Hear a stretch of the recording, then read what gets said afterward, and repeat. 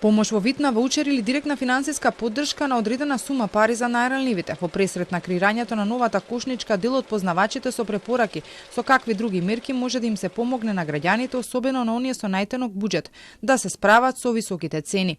Сметаат дека мерките треба да се таргетирани со одлуки со кои исто се третираат и оние со мали и со големи заработки, се прави дисторзија на пазарот, а ефектите се минимални. Пензионерите имаат различна потрошувачка кошница и потреби од студентите. Имаат различно од лицето со посебни потреби. Значи тоа може да се структурира и тоа се социјални мерки. Тука немаме дилема на кој начин. Ти имаат социјална компонента да им го олеснат, односно да им го зголемат нивниот стандард. И во таа начин тоа може да се направи, убаво спомнавте, може да се направи и со ваучери, може и со располагање, може да се направи за електрична енергија. Паралелно треба да се работи на зголемување на конкуренцијата и домашното производство. Треновски смета дека има простор за промени во мерката Мој ДДВ. На најсиромашните граѓани целосно да им се врати данокот, на побогатите да не им се прави поврат. Во развиените земји има систем каде што ако граѓанинот платил данок, а се наоѓа под нивото на расположив доход од државата кој се смета за прифатлив, државата му ги враќа средствата кои ги платил за данок.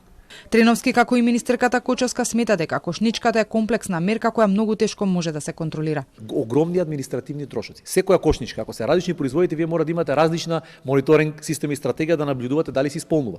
Може да се јави ризик, например, системот на контрола, како што се случи сега со претходната кошничка, да каска над она што требаше да биде ефектот, односно контролата оди побавно, кошничката веќе заврши, а контролата не ја исполни својата улога и гледате дека ефектите беа минимални. Откако заврши есенската кошница, со кои беа фатени околу 70 производи, надлежните зборуваа дека мерката дала резултати.